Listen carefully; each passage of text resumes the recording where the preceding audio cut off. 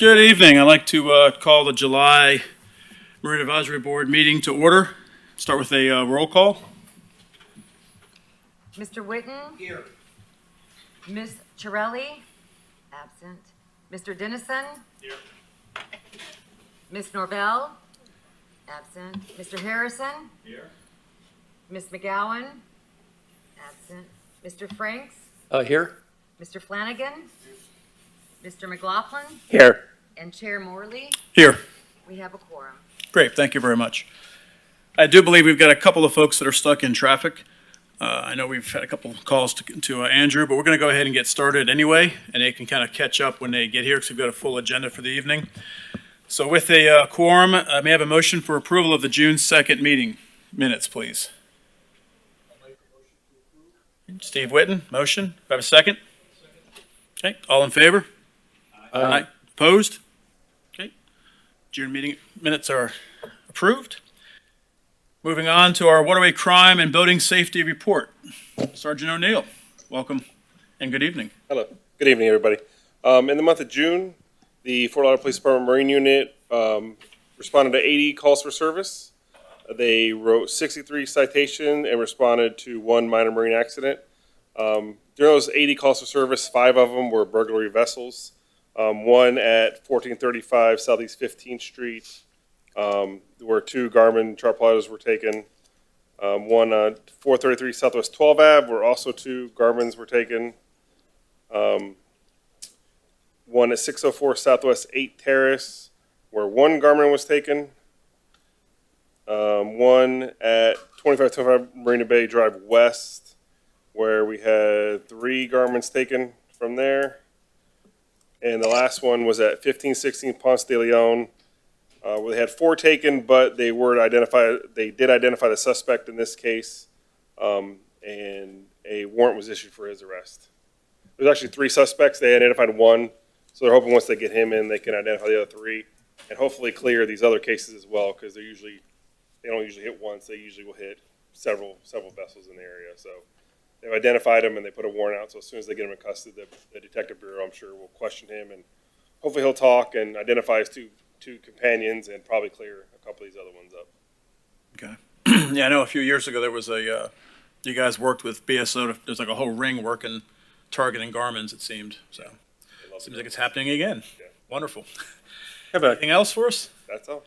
Okay. a question for you. Yeah, a few years ago in here, we had talked about, with the Garmins, when that happened, was going to Garmin to ask them about because everybody's cutting the power cables and the cords, and those are special cords, to find out, who's buying them or, to trace like that. Has there been anything done on that as far as nationwide or local or? Not that I know of. The best thing we try to do is get the serial numbers and put those into the National Crime Database. So that way, if they're sold anywhere, pawned anywhere, then we'll get the police department there will get the notification that it's a stolen item, and then we can link it back to our cases. Mm-hmm. But I haven't heard any updates or anything about the power cords, though. Okay. I see Kitty came in. My apologies. Traffic is crazy, I know, believe me. Any other questions for the sergeant from the board? Okay. I've got a question for you, unrelated to the apparent rise in thefts, but I know the city of Fort Lauderdale is actively enforcing their noise ordinance for motor vehicles, and there's a lot of things going on about that. And I've had a couple of questions. I'm not sure how to answer them. And will that ordinance apply to vessels, and will the Marine Unit be enforcing that noise ordinance within city limits? So, as far as I've been told as of now, that the statute does not include vessels. Okay.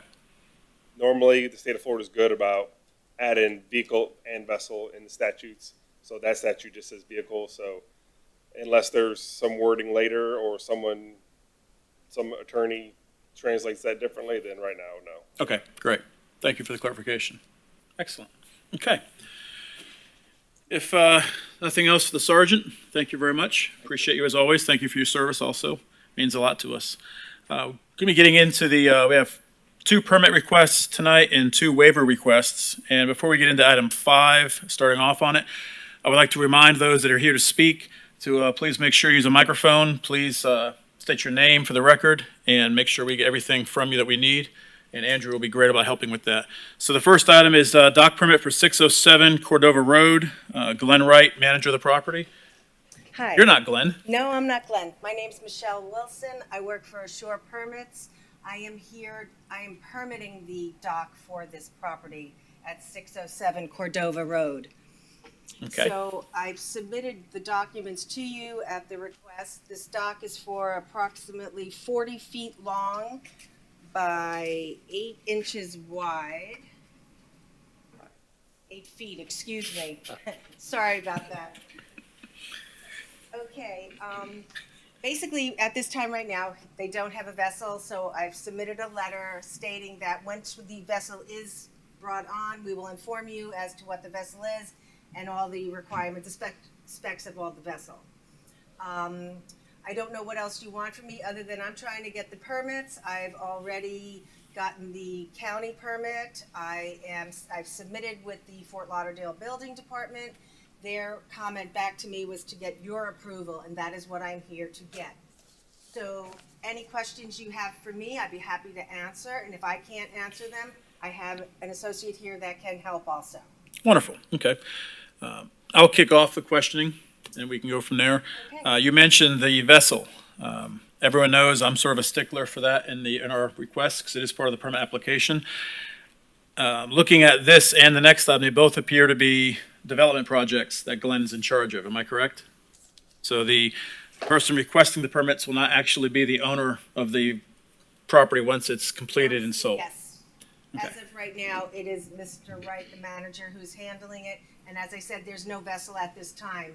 Right. If they were to sell, we know that it all has to go through this process again, and it starts all over again, so we're aware of that. Right. Yeah, there's no, It doesn't transfer over. right. Yeah, there's no conveyance allowed or anything like that. And, We totally understand. okay, declaration of covenants and all that's Yeah, understood? we Okay. understand. Okay. That was the only question I had regarding this issue. I have no questions regarding the actual design. I think that's pretty self-explanatory, but any questions from the board for this applicant? Just one thing, from the photos you sent, it looks like there's no docks anywhere along that seawall, but I think on Google Earth, there is There are, I didn't go all the way down the wall, Uh-huh. but there are two, and there's another one being built at this time right now. There's 3 there that you can see if you go down a little further on the exact same wall. okay, so it's consistent with what's Yeah, there. and it's basically got the step up because the seawall is very high, which is great. So we have a step up, then we'll go over and a step down onto the dock. Okay, very good, thank you. Okay, thank you. Anything else? Jimmy, any questions? No. Okay. Okay. Barry? Bob? Norbert? Jimmy? No? Okay. Any questions from the public for this applicant? Okay, back to the board. Just a clarification from me, making sure that everyone is aware that the seawall itself cannot be penetrated or attached to, correct? Okay. I'll That's make the- sure of that. I yeah. will definitely. That's, check. that's actually an immediate loss of permit if that happens, just so you're aware. And the Okay. city inspectors are very serious about that on Cordova Road. That is a publicly owned seawall, and its primary purpose is flood abatement. So it failed previously because of all the drilling and attachments that were made to it. So the Okay, state I will make requires, sure the contractor is zero, aware right, of that, yep. and we will make sure that is the way it is built. right, really appreciate that. No, we are aware of that. Okay, great. I've read the appropriate ordinances, Yep. and I've read there's like a little information packet Okay. and all that stuff. It's actually one of the, and I'm sorry, for the record, so your name? My name is Marcus DeRossi. I actually work for Glenn Wright. Okay. Just so you know, if you're going to speak, we have to be speaking at the podium. That's great. Thank you. Just so this way that the folks at home can hear you as well. Yeah, just going back up there and restating for the record would be great. Thank you. Yes, my name is Marcus Barossi. I work for Glenn Wright, and I wanted to inform the board that I have read an information packet that the city of Fort Lauderdale prepared in connection with redoing the seawall, kind of explaining the rules and regulations. I've also read ordinance number C-21-12 and ordinance number C-19-22, which kind of fulfills all the details of what you Yep. can and can't do and how you have to build, so on and so forth. Excellent. Thank you very much. Appreciate that. And I just checked the plans. There's nothing going into the seawall. Excellent. Okay? Thank you very much for clarification on that. You're very welcome. All right. Any other questions for this applicant? Barry?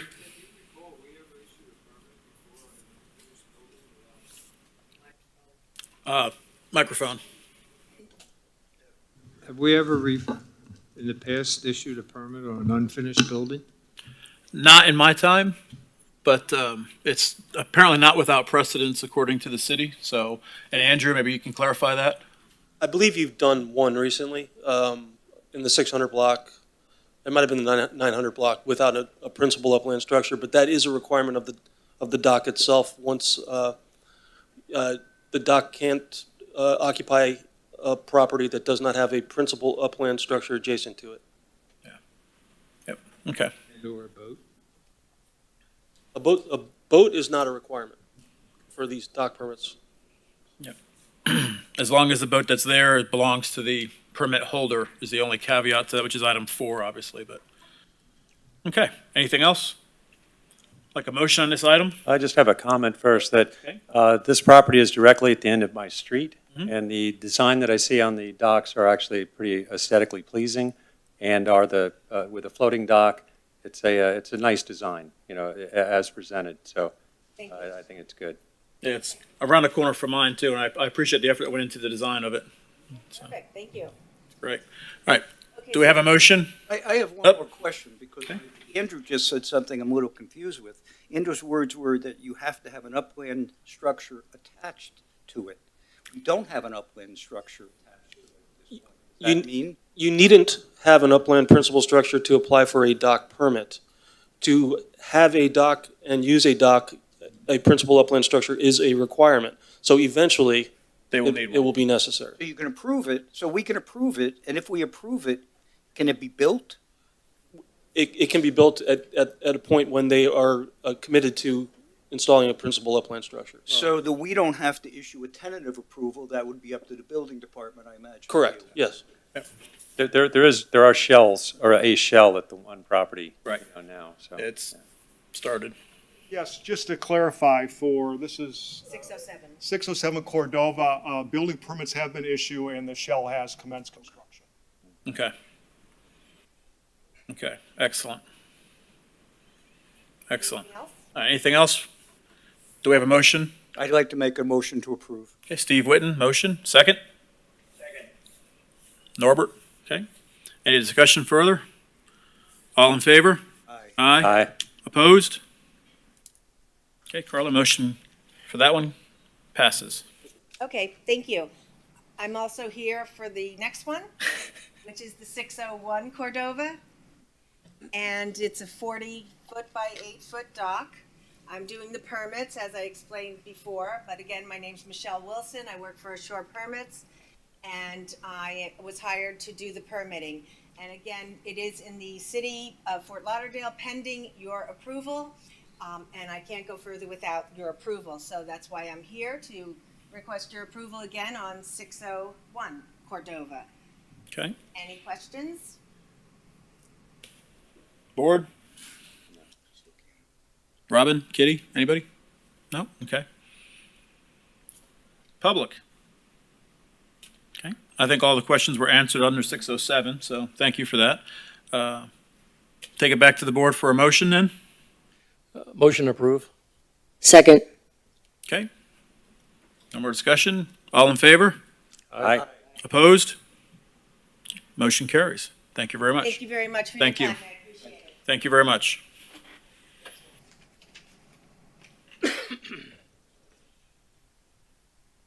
Okay. Item 7 is a dock waiver request for 777 Southwest 6th Street. Edwin Kerwin III is the owner.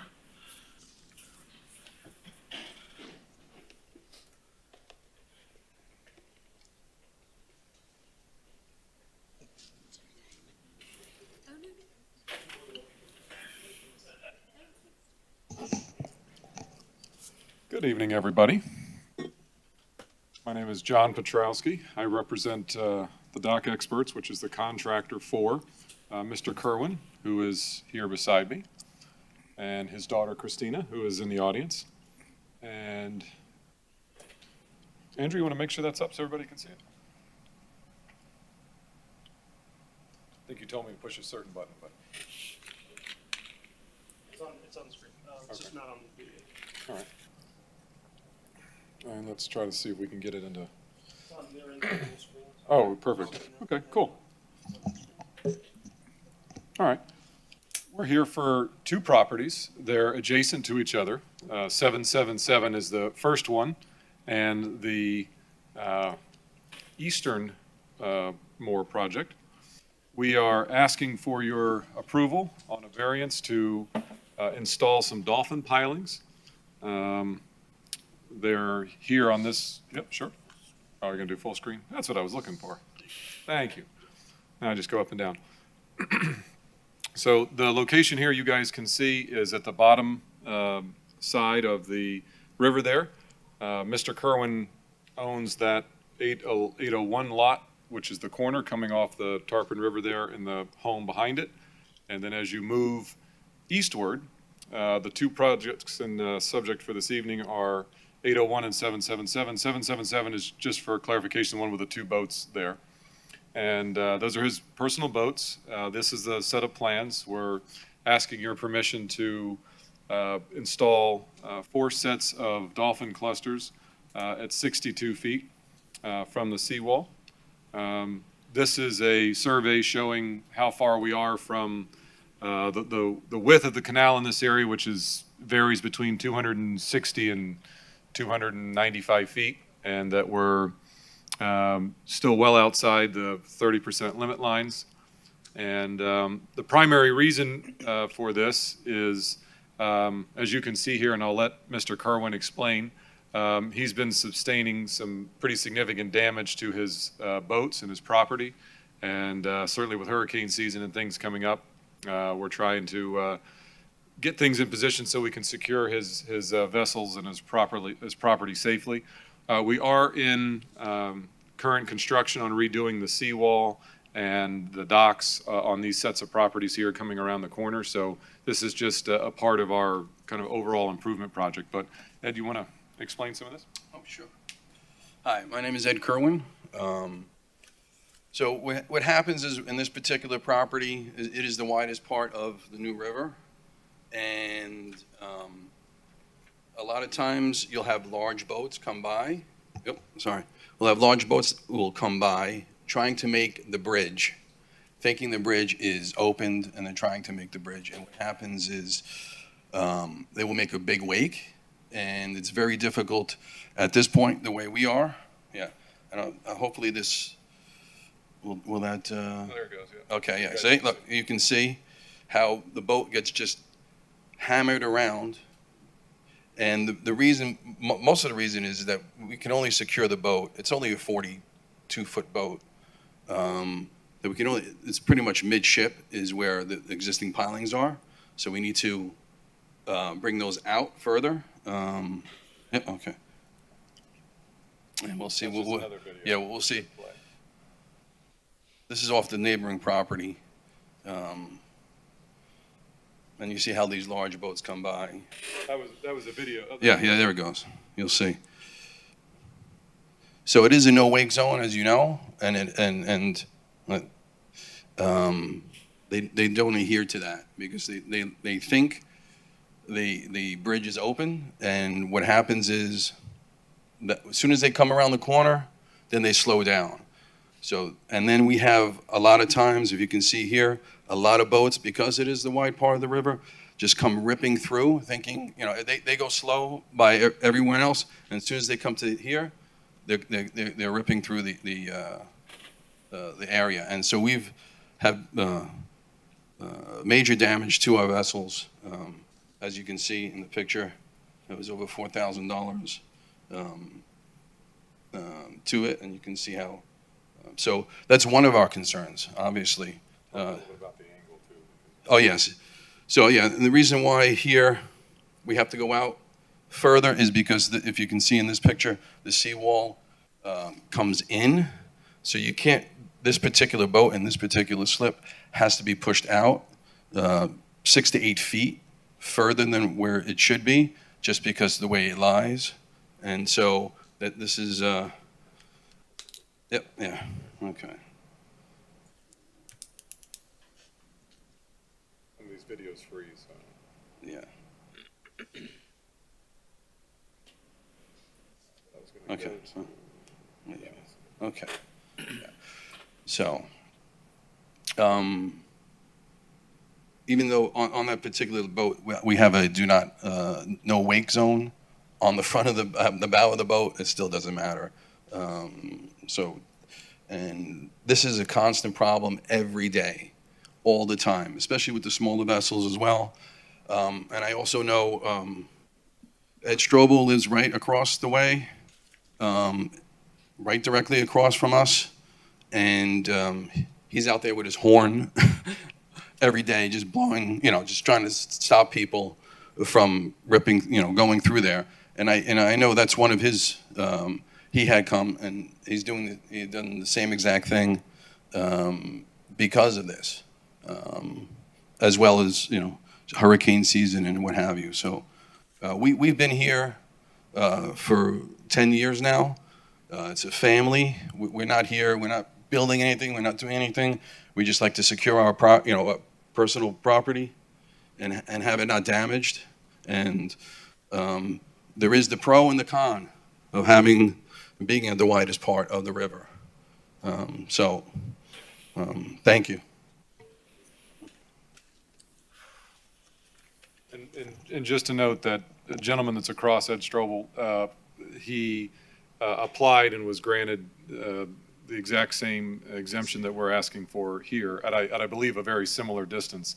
And fortunately for Ed, he's on a little, as you can see, part of that river dips down there, so that is a much wider section and keeps him further away from any navigational hazards or any of those kinds of things. So just wanted to point that out.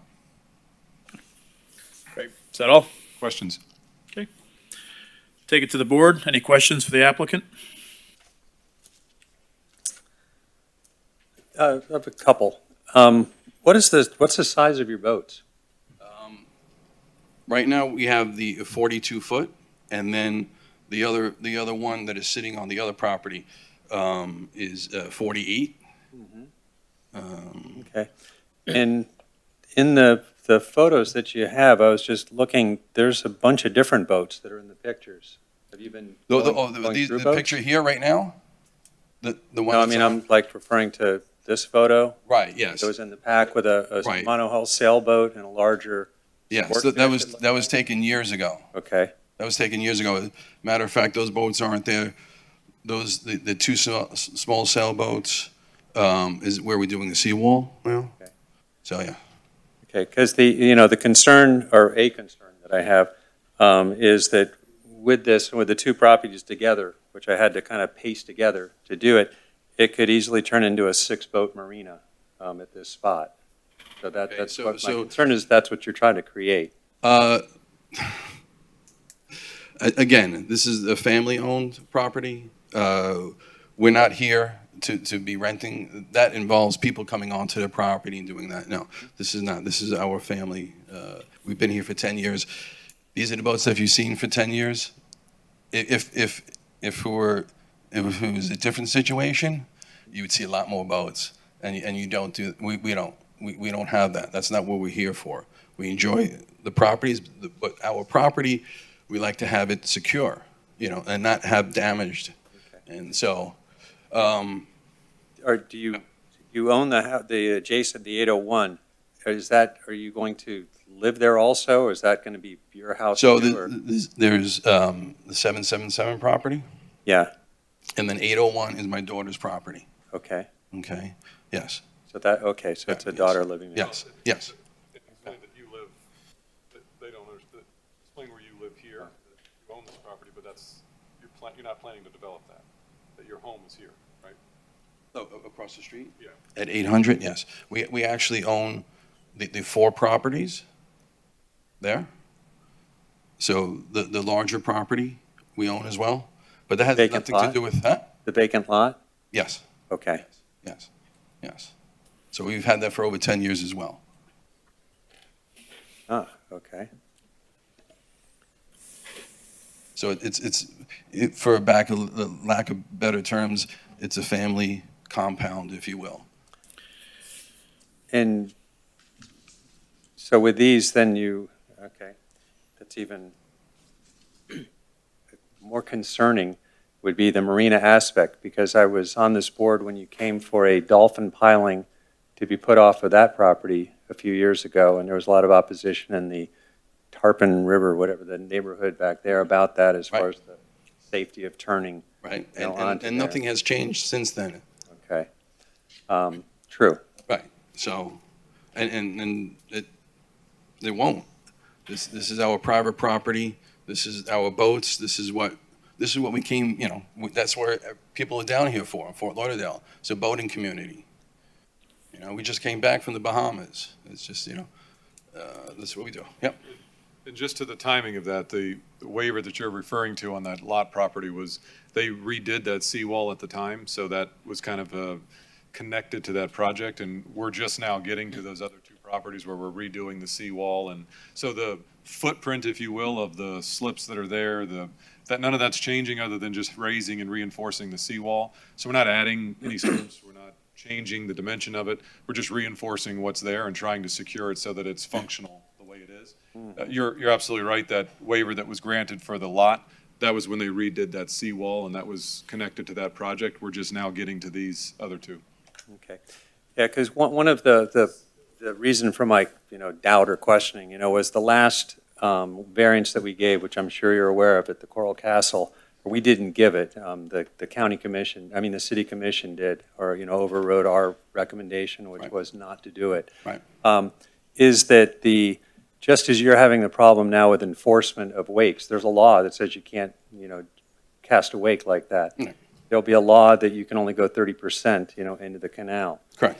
If you have the ability to go further, you may go further, because enforcement is a separate issue. Correct. We only have so many water police, out there to enforce the laws of how, tape measuring all the boats out.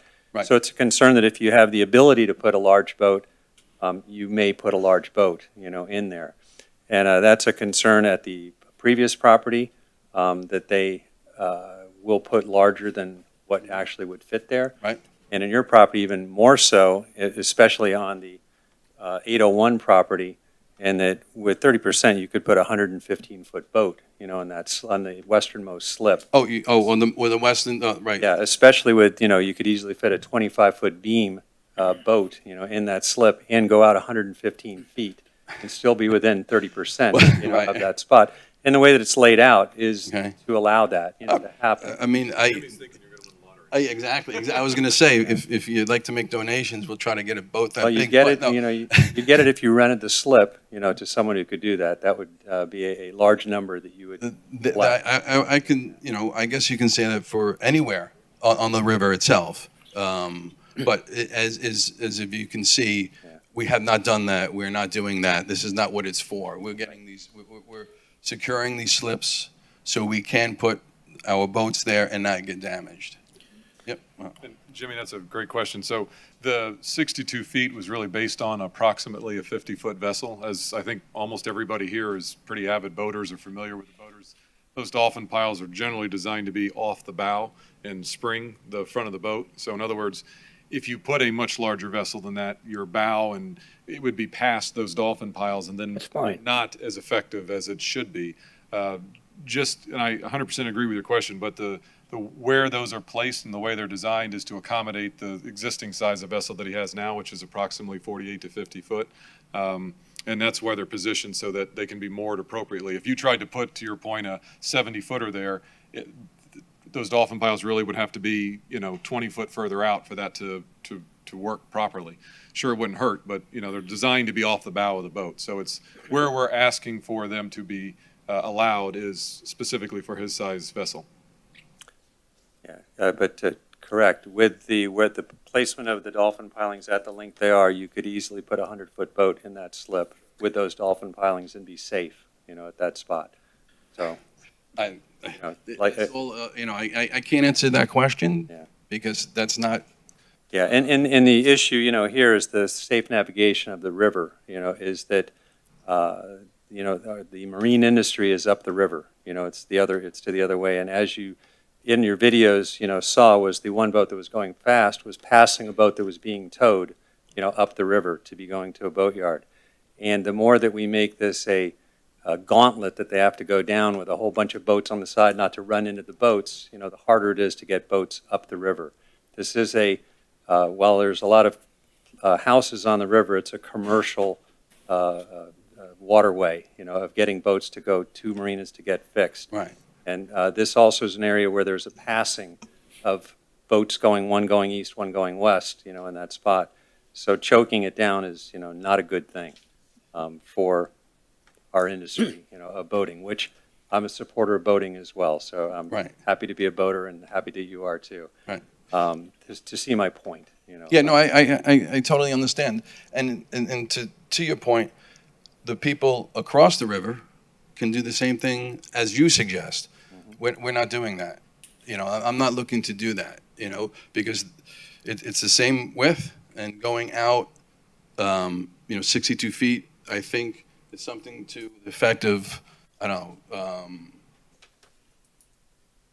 the 30% could be, like you said, somewhere in the, I think probably 75 feet or 80 feet or what have you, is the 30%. It's the same thing on the other side. Anywhere along the river, people can do that. So if you're asking me, are we going to be putting a 100-footer out there? No, this is not for that. This is for the existing vessels that we have, and this is what we're going to need to secure those vessels because of the passing and what have you in there. Yes. And I've seen coming out from, as you know, we'll call that the coal property. I have on video a 164-footer being towed, and then a 116-foot Lazara passing him at that point, all the way where it's squeezed in there, where you have about 90 feet. So where we are is, when these pilings are going to be put in, you have 165 feet between across the river at Strobel's and ours. Yeah. So there's plenty of room. So we're not here. If you go down the New River, there are areas where it's 60 feet wide. Obviously, the railroad bridge is 40 feet wide. There's so many areas down the river itself that are so narrow. And I understand. We have a power cat. My beam on that I handle is 23 feet and 6 inches. A 112 Westport beam is 23 feet 8 inches. So I'm very aware of how narrow the river is. And that's why I can see your point, but that's, Okay. I can't answer it. Yeah, the previous, exception at the Coral Castle, across the canal is much less as far as the amount of feet, coming out. Right. The Coral Castle, the furthest piling was out at 49 feet, is how far. And those boats he was looking at were 65 to 70 feet. Correct. That he's Right. going to be putting there, or Right. he already has there. Right. So he's able to safely moor 65 to 70-foot boats with dolphin pilings, clusters out at 50 feet or 49 feet from the thing. You're asking for 62. And well, I will make a point is that this is a family. I believe from my understanding that this is going to be for sale, where they're building houses and they're doing that. I don't know how you want to call it, commercial or what have you. We're not doing that. We've been here for 10 years. We're not doing this. We haven't had anything there, and we do not plan to have anything there. What we plan to do is try to secure our personal property. This is what we've come down here for. This is what we bought the properties for, because it is a fantastic, place. And this is what it's about. It's not. We're not here to put 100-footers out there. That's an hour. I believe in your right to put a boat behind your house, one that you're allowed to have behind your house. Right. And what I would feel comfortable with, in this, would be that not to, put it this way, I was against the previous application at the Coral Castle, primarily for navigation issues, and the reason, in the logic of that you could put bigger boats there. But the you know, their precedence has been set, which I'm sure is part of the timing of this, you know, as well, that strike while the iron's hot, you know, that it can get done. You know, to be asking for more than what they were asking for, I'm not comfortable with. We're actually asking the same distance, Same percentage. the same percentage, well, same distance as 795 Bryant, which is right across the river, which is Mr. Strobel's house.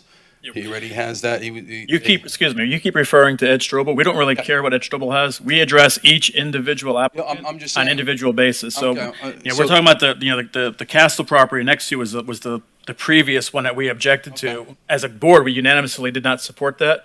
Right. And that was asking for less of a variance than you're asking for right now. So that's really what we're looking at, is adjacent properties in your neighborhood, because your neighborhood is who has actually reached out in overwhelming negative response to your request. So that's what we're looking at when we look at these tonight. So, That's very interesting. Yeah. I'm asking the same exact thing as across the way. And it is still the widest part, even after that, it would be still the widest part of the river. okay. So yeah. So I have a question, Jimmy, about your kind of Yes, getting your go thoughts ahead. together there too. Did I hear correctly that the vacant lot on the corner is also yours? Yes, correct. Yes. So in looking at some of the pictures, I see your power cat is there along the seawall there. Yes. And to your point about all family boats, what are the sailboats along the canal side of that vacant property? Are they also your personal, or what's the situation with those sailboats? Those sailboats Mhm. were at the back of my daughter's house. Those are, one is my father's and one is my uncle's. Okay. And they've been there for many years, as you can see in the older pictures. Okay. So we were a family of boaters. Totally appreciate that. That's same as me, but you know, we have 9 boats in my family, so I can appreciate your your situation. You know, our concern, I think, and what Jimmy's concern is that he's echoing here, is that this turns into a commercial marina operation. And in fact, you know, not necessarily called that, but in description of that. And that's a concern from your neighborhood also, is that you have an overwhelming amount of large vessels impeding their ability to come out of their canal and putting them out in the middle of the New River rather than coming along the shoreline of the New River is one of their concerns It is, that we're yeah. looking at. And that is a different situation than your neighbors across the river have. So you've got people turning from the South Canal there, Tarpon River, onto the New River, and they've expressed some concerns about navigational hindrances. So I'd like to respond to 3 of those comments. Please. I think we were pointing out Ed Strobel's property because the waiver request was identical to ours in terms of distance into the canal. He's actually on a narrower point of the canal, and this very committee, maybe different board members, but voted that unanimous 9-0 in approval for his request of the same thing. I think that's why we were bringing it up, because we believe it to be relevant. The Cole property there is at a much more narrow piece of property that's a development and a much different context than ours. And our property here is on a much wider part of the canal, and I think, you know, Mr. Kerwin's position is that this is not intended to be a development or marina. This is for personal use, and that's our position on that Okay. part. Can appreciate that. Thank you for the clarity. Jimmy, any other questions from you? Ted? Norbert? Sorry. Yeah, you know, I ran a tug and a barge up there, 160 feet long. And myself and also the towboat captains that are in the area, you said about feeding the bridge and everything else. That is one of the stations on the west side that all us commercial vessels have to lay over for traffic outbound from Lauderdale Marine or anywhere else from Little Florida in the North and South Fork of the New River. We lay over there, and that's the only place west that you can actually lay over. So you were saying 2 boats passing by the coal properties and stuff over there. If you get jammed up on that bridge, you have to put 2 or more towboats on where you want your property. And I said, I know several times on the other side, what you say to Strobel's property, there's actually some shoaling on that side compared to this side. So the larger boats and stuff over there don't usually lay on that side, they lay on your side. And what they do is not to beat the bridge, but it's to wait until the incoming traffic has passed the 3 bridges on the New River. And, there's nothing at this point and everything else. You're saying, well, we more or less promised we're not going to take another boat and everything else and stuff. I brought up, I said in the last couple meetings, of how many of them we approved with that promise and the oath and everything else and stuff. And not one of those boats that I went back is actually the size that they promised they would not go over. And on the coal property, like Jimmy had said, that property doesn't have dolphin piling or piling out that far, and they're able to put, I know they got 2 70-foot boats there, and those pilings, just like what John was saying, that you need to have those pilings out that far. That's the best way to have it, but the coal property doesn't have them out, so if they're 70-footers, they'd have to have those piling out by your thing, they'd have to have them out 80 feet. In other words, for that thing to be safe, like what you're saying. So the problem I have in talking to the different towboat operators that are bringing the super yachts and stuff up, or to these marinas and stuff, they don't like the idea of taking that section on the west side as their stay point. To me, it's like a railroad crossing. I mean, a railroad. A railroad has sidings that they put a train on so that the other train can pass by. And that's basically what I'm saying is this section of the New River is a siding that towboats and stuff have to lay over before they go up to the boat yards that are to the west. So, if I understand you correctly, you're saying that it's going to be, they're staying on the northwest end before Little Florida, as they're waiting for a boat to come through Little? No, they're waiting on the east side of that, where the north and the south fork of the New River is. They say on the east side of that, because of the Jungle Queen, that's where you always hear that loud noise and stuff where they're signaling a horn to come around the corner, like the Jungle Queen and everything lays over in the same area for outbound traffic. The Wiggles is what's north of that. And I said, when I used to take the boat from Lauderdale Marine Center, something down through the Wiggles, there's not enough room on there, so a boat coming inbound has to lay over in that section until which time that I pass, depending on which way the current's going. Correct. I see that every day. And They stay all the way northwest, and they sit up far from my property. They're across the way, and they sit on the other side, and they wait for another boat, and they're also coming in. So they're on the peninsula, across from where the peninsula is. That's where they sit and wait for another boat. So if one boat's towing, coming into the river, the one coming out through the Wiggles or Little Florida, they are up and out of the way across from me. So they're on the other side, Sailboat Bend, they're staying there. They are not in front of my place. And if, on the other situation, when they do wait and stay as they come down, if they're going to wait for the bridge, they're staying right by the coal property or the castle property. That's where they sit and they wait for another boat to pass. They do not sit in front of my property and wait. The only time I'll have somebody sitting in front of their property and waiting there is when the bridge locked down and there's a 70-footer who can't come in. He has to wait till 6 o'clock from 4:30. That's the only time those guys will just stay there with their bow thrusters and just hang out there. But as far as the commercial property, I'm there every day. I see it every day. I know exactly where they stay. I have videos of them doing it as well. You have a video of me? You'll have a video of my barge, because I used to lay over it right there coming out of that's where the Tarpon River mouth is, coming out over there. That's where the 2 sailboats are, right there. That's where I used to lay. That's where I laid over on that side, right there at that canal coming out from the whatever they want to call that, the canal from the Tarpon River. Right, and that's not where we were putting the pilings. The pilings are going to be further east of that. Yep. I've got a couple of responses to some of the comments. Cole's property, I'm somewhat familiar with that project.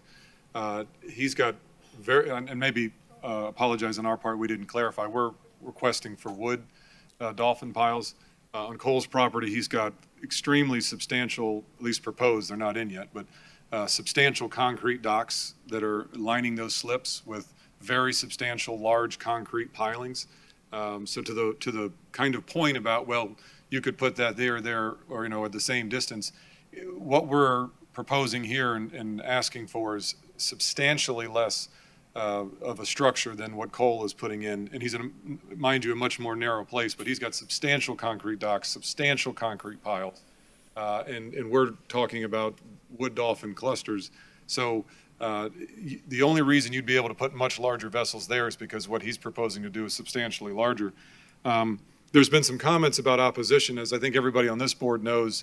I receive it. I know I'm fairly friendly with most of the towboat captains because we use them all the time. So everybody gets the announcements of these proposals for waivers. And as far as I know, none of the towboat captains, other captains, or anybody else that moves vessels up and down the canal that's received all of these announcements is here this evening with opposition. There was some comment about opposition to Mr. Kerwin's project, but again, I think Andrew had sent a few things out, but that was all relative to Mr. Cole. And there's other things going on with his property and the little park that's adjacent. I'm not aware, I don't think Mr. Kerwin's aware of any opposition to what we're requesting for his project. Andrew, do you want to clarify that? Because I believe we have letters in opposition to the very things we're talking about right now. To clarify, I noticed all properties within 300 feet of this address, of both addresses. And I received a total of 2 email responses of concern prior to 4 p.m. today, which I was able to forward to you. And there was one additional one which John forwarded thereafter that came in around 5 o'clock tonight. As far as the specifics of the opposition, Yeah, I think I read in one of them, Andrew, that she was saying that whoever the person was thinking it was relative to the Cole project. yes. The one I read that you forwarded. I could be wrong, but I believe that her understanding was that this was the Cole project folks coming back again. The one I'm showing has 777 and 801 as the address specifically underlined in the letter of opposition that I'm looking at right now, Andrew. That's correct. So you're both correct. There was a reference to the Cole property in one of the opposition letters specific to 801, which was the first opposition letter that came in on Tuesday. The second one that came in was less specific and spoke to concerns about 801. And I haven't even read the third one, but John was able to distribute that tonight at 5-something. So I'm not sure about that. So to be clear, none of the marinas or towboats were contacted with this? So I was not contacted by, No, that you didn't contact any of them, so none of them are actually aware of this, well, no, I Application. don't contact all the. right? marinas. That's Right. correct. That's So, and at the I'll call it Coral Castle property, I believe there were like 7 letters of opposition at that time. There were quite a few, at least 5, if not 7, and from towboat operators primarily. And my expectation would be that if they knew of this, it was, because it's the same thing, that they would be in opposition of this as well. There's not a substantial difference between the two, so. Yeah, I think we would choose to limit the speculation. I can say I've spoke to almost all of the major towboat operators, and they didn't have any problem with the Cole project or this one. But that's subjective, and I think any other comment No, would be. that's not true. That's incorrect, sir. Yeah, that's incorrect. The But towboat I think I operators just did have wanted to point opposition. out that I wasn't, or we weren't aware of any direct opposition. The 2 letters that are there, obviously we can look closer at them, but they may be referencing the Cole property because it was in that same general area. And I don't think there's any opposition here tonight. I was just pointing that out, that's all. So just to clarify, Andrew, the second letter that I'm looking at right now that was sent on file to the board here speaks to the permit waiver for 801 Southwest 6th Street. This is a very similar request to 625 Southwest 5th Place. So they do mention the Cole property, but the Castle property, but they're not confusing the two. There is a clear delineation that this is actually the property in question that they're objecting to, not the other property. So they do reference it, but they are speaking specifically about this issue on the agenda. That's true. Yeah, That's okay. true. I'm Right. looking at that now. So it does look like, and I agree, I think the lack of opposition from the towboat operators is because they're not aware of it, simply. Because I asked one of them today, and they were not aware of any additional waiver requests. So that's it's a question there. Bob, would you mind speaking a Yeah, little bit yeah, I've got about, since you run a towboat? I'd like your insight into this, if you Right, well, could. yeah, Not to put you on couple- a spot. but- Yeah, a couple of things here. One issue brought up here is about mini marinas. Up in my neighborhood, we've got a yacht broker who bought a house and's got 3 or 4 boats there. He's also purchased a house on the side of the river, and he's got about 14 or 15 boats. And it's residential, but he made a mini marina out of it. And it's an issue primarily, well, number one, it shouldn't be there. Number two, it crowds the river. And I've got a concern about the mini marinas. Don't know what your intention is. Now, Andrew, you might be able to correct me. I believe in that neighborhood, it's not illegal to rent docks, or what's the code? It's residential zoning, which at this address, I believe it's RD 15, so it's a multi-unit.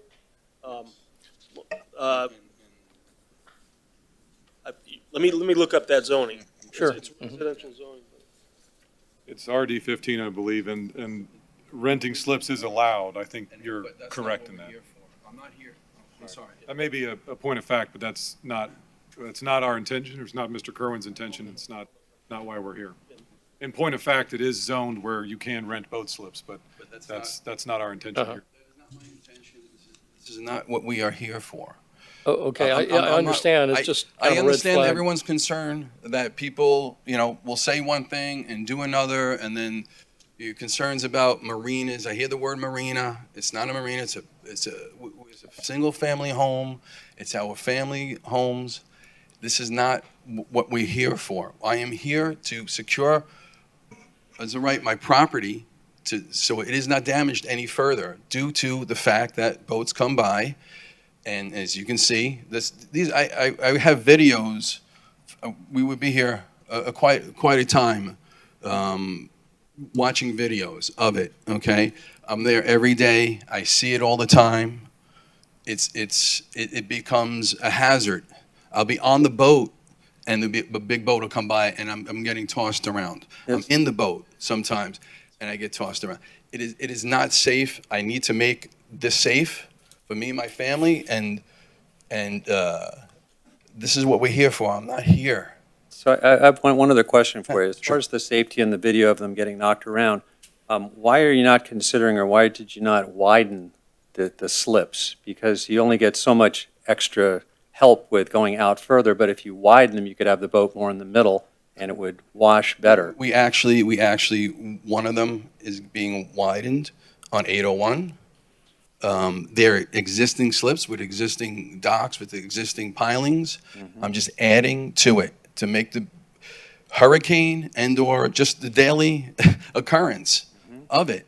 And we are in the widest part of the river. If you can see that picture up on the screen, it is not within the normal travel. As they come around, they come straight through past all of that. It is not, no one comes into our area and, to come along. They're going straight right through. And it's not the egress of a lot of the boats. But what happens is we do have those instances where people are speeding, and we have the instances where the bigger boats who are not being towed are trying to make the bridge, and because it is an area which is wider than any other area, even as you still will have, if this is granted, from the one piling that we put out, the furthest piling we put out, across the river is going to still be 165 feet distance. That's going to be the narrowest of it. That is what we're talking. We're talking about a river where you have places where there's 60 feet, 40 feet that encumbers all of, traffic and what have you.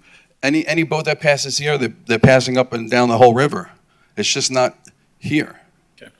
So are you aware of where the deepest part of the river is in front of your property? Yeah, that's out in the middle of this river right here, 150 feet out.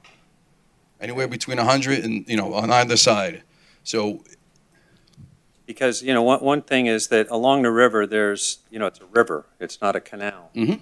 And so there's a lot of current in the river, and there's deep sides and shallow sides to the river. Right. And, there's spots where boats have to hug one side or hug the other side. Right. And it changes, whether it goes from one side to the other side. Hence the name of New River, which was the history of New River was every time they would come and do the surveys on it, It was in new. the beginning, it would be a new spot where it would be. Every day, right. So it would keep changing, and it was Yes. New River all the Yes. time. So where we are, it's shallower Hmm. because I sound it, and also the current is not as strong. Once you get out past our, so if you see that the 40-foot boat, the 42-foot boat that they get rocked, probably about 10 or 15 feet of that is just in with the tide. The rest of it just sits. I have the water just sitting in there because when the water is coming out, it's if you can see it just kind of pools in there, and so that area is very shallow.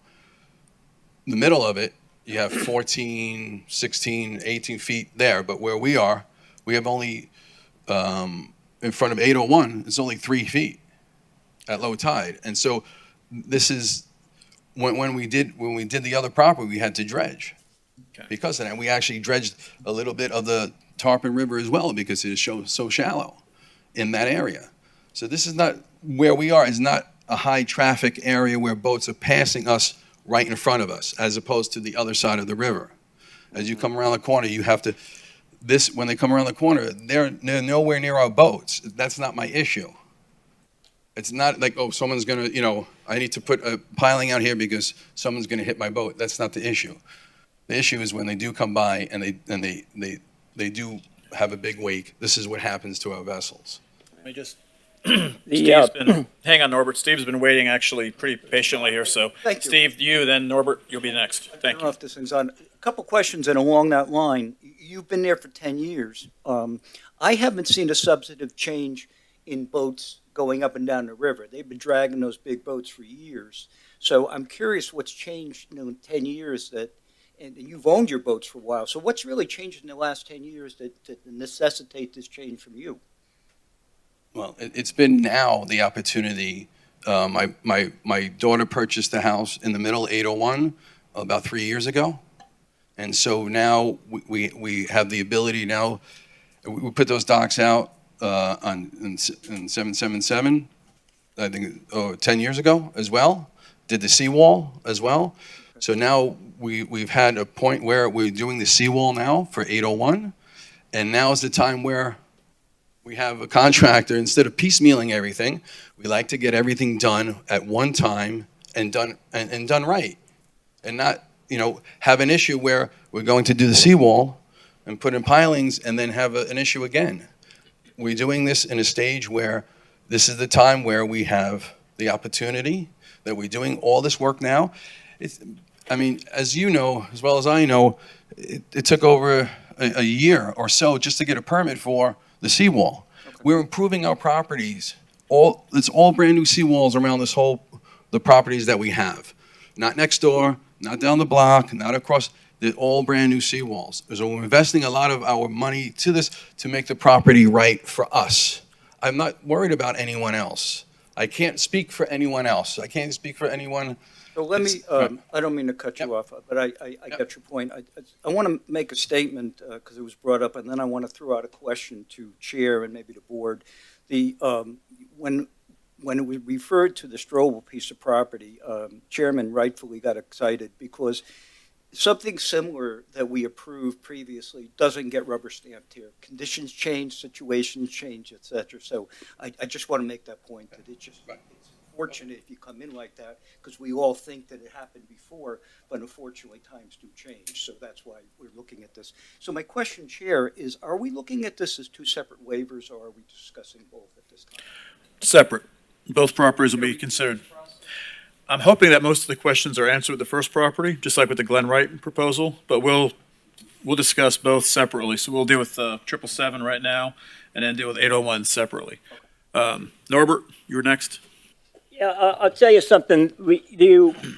When you have these permits that you're asking for and everything else, especially on the New River, which I consider, and I think a lot of people consider as a commerce or commercial river as opposed to just a pleasure river, why I would feel a lot more comfortable if you had the permission, or you say the okay from the marine industry, number one, rather than residents and this question's also for Andrew. That the towboat people that you said that, oh yeah, we deal with them all the time. The company I work for and myself, we did that same thing. Just so happened, and I don't want to say too much because it's kind of hearsay, I happened to talk to two of the towboat operators, and the third one just called me and stuff over there. They knew nothing about what was this project that was going on. They didn't know anything about it. And I won't go into what they said and stuff over there, but they basically didn't know about you putting anything out in the river, or any kind of docks or anything going out there. And my question would be to Andrew, the people that would be concerned with things that are happening on that river, for instance, like any of the boatyard people, any of the towboat people, and maybe, I don't know who else would be impacted by what they're putting on the river. But I would think that these people, that their livelihood depends on that river, that they would also have notice. And I said it would be to your shot in the arm. Believe me, I would sit right here and you wouldn't hear anything from me but great. If you had that towboat operators in here and they said, hey, as far as we're concerned, that's great, a great project. And you get the people from the marinas in the back that would be affected by any kind of obstruction being put out in the river, if they would come in there and say, great project. But I never see that. I didn't see it on the Cole property. I don't see it on yours. I haven't seen it on several of them. And I would think that would be the number one okay, not neighborhoods for 300 feet around, because I think you were the people that were for the Cole property thing. If I remember your name and everything else, you and two people, both of them with the same name, that okayed thought the Cole property was great. That you? Sorry? It was the neighbors next to the Cole property. I don't know if that was you or the other side. No, that was not. It was a gentleman named Ed, and I don't know his Okay, last but name. either way But it was not- is what, and I guess the question is to Andrew, how would these people that would be affected by the commerce or the obstruction of the river, how would they get on here that they would get the same notification that the 300 people means nothing? So the agenda is emailed to 50 some odd homeowners associations, as well as Marine Industries Association.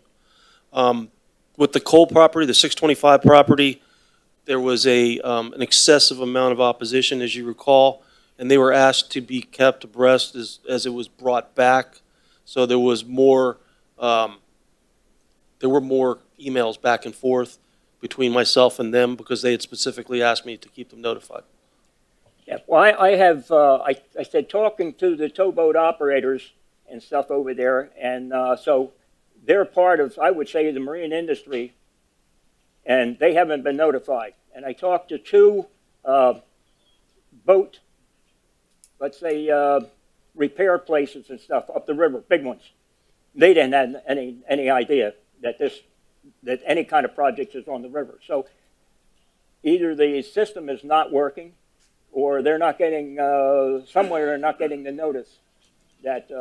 I'm not notifying each towboat company. If that's something Can I that ask you a want me clarifying to question, do. Andrew? If I'm not mistaken, does the email with the information for these meetings go to the Marine Industries Association of South Florida? Yes. Where I have seen it forwarded from the towboat captains is because it goes to MAISF, which almost all of the towboat captains are a member of. The MAISF forwards it out to all of their members, and thus everybody in the Marine Industries Association of South Florida generally sees every one of these. Now, I can't point to anybody and say, yes, they received this one or not, but my understanding is you do email this to the Marine Industries Association of South Florida. I believe they email it to their members. I'm a member of the Marine Industries Association of South Florida. I believe those emails go out because I know, specific to the Cole project, several of the towboat operators forwarded me the email from MAISF where they had seen that.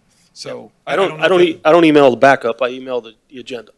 Right, Does the address information. Right. My point is that it is possible, if not probable, that members of the MAISF, if I'm saying those letters right, are aware that this is going on. And to my knowledge, none of them are here this evening, which is And I try to stick to the facts. Thanks. Yeah, so anyway, I'm the chairman of the Marine Industry Association, and so I can speak directly to that, was that I received this late last week, the package, and did reach out to several marinas, myself, in opposition. Unfortunately, they're not here to that, so I'm not going to do hearsay of what they would say. But it is opposed, to it. I'm not speaking as the Marine Industry Association right now for that, but the agenda goes out. The detail does not go out. Bad to me, as far as in not disseminating it, but not specifically my job of doing that. So anyway, I don't know how this part of the conversation came up, but there are many people that are not aware, of this, is what I can say, who are in the Marine Industry Association for that. So, but that's not really the argument. I'd like to just to go further. What personally, I can't speak for anyone else, here, but I would feel more comfortable, and I couldn't guarantee that this would. I hear a lot of opposition, and I can't say that it would pass given this, but one thing that I would personally feel more comfortable with would be, I realize that there's a precedence that has been set with the Coral Castle by the commission, of approving that. If the dolphins were brought into what the Coral Castle, the 50-foot, that they were out, and perhaps is extra on that, the widening of the slips, as well, because the way the dolphins are placed, there's 6 evenly spaced, or not evenly spaced, but spaced, where you could, there's 7 that are spaced where you could have 6 boats between them. So the potential that this becomes that, the optics, of that are that there could be 6 boats in there. And as far as that, if safety of the boats, of getting the boats crashed, is the driving force of this, the wider that the slips are, the more safe that the boats are as well. I'm for having, physical limitations to being able to do something that you're not supposed to do, or that would impede in the river for it. So, and you may not be the owner in 5 years from now of the houses, as well. So who knows what the next person is going to do, with it. So I would be in favor, of going down that path. I can't speak for anyone else. You may consider withdrawing and reapplying, for it at that. So, but that's just me. And I think we appreciate the comments and the concerns that everybody's shared here this evening. There's been a lot of talk back and forth between this project and the Coles, which I think our position is that that's a different project under a different context, whereas the Ed Strobel property, somebody said, doesn't constitute a rubber stamp. But what I would point out is that the logic, the distance of the piles was exactly the same. Every concern that has been voiced here this evening would also apply to that project, and it was voted 9-0 by this organization. So I guess my question, I would turn that question to the board and say, what is different now than then? Because from what I can hear, every concern that has been shared between navigation, between everything else, it still applies to that project, and that was unanimous approval for our individual homeowner asking for the same relief.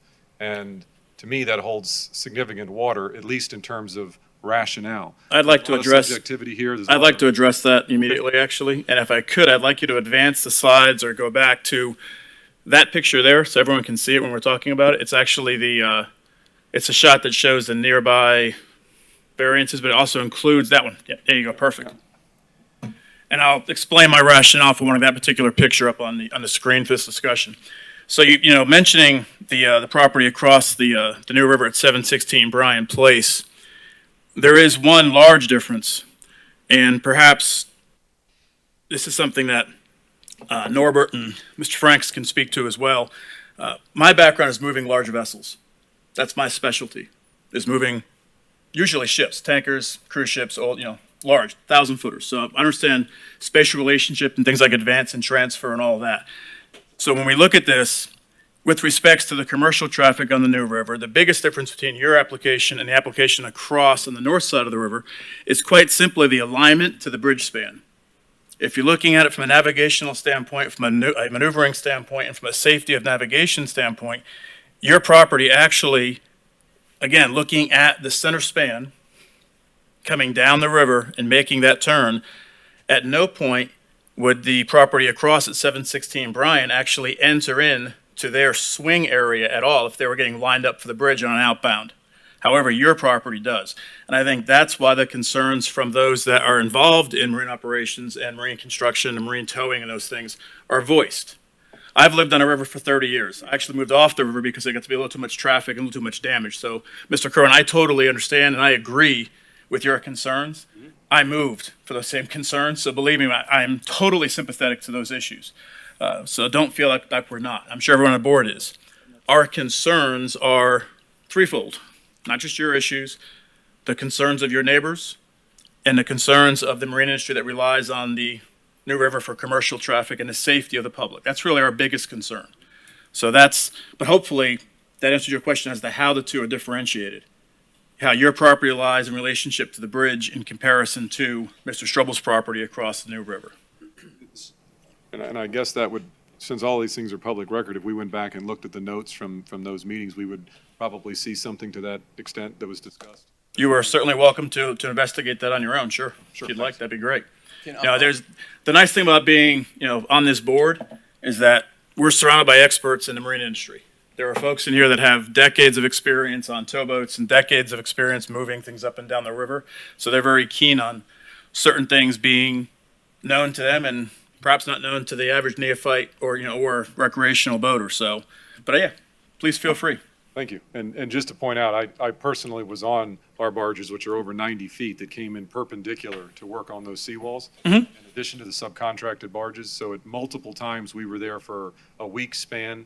We'd be gone, we'd come back, work on the next for a week span. We didn't receive a single call, single concern. Okay. And obviously hundreds of boats crossed us every single day. And we were sticking out much further than what Mr. Kerwin is requesting. Okay. There were no navigational hazards that I was aware of when we were positioned there. So I have a question, and Mr. Harrison actually talked about some suggestions to withdraw and circle back at a later date with more information or a different plan. Is your intention to continue on tonight for a vote, or do you have any thoughts on repositioning or reconsiderations or anything like that? Just that we're clear as we go forward, Mr. Kerwin? I'm sorry, can you clarify exactly where you were just mentioning where the navigational hazard would be?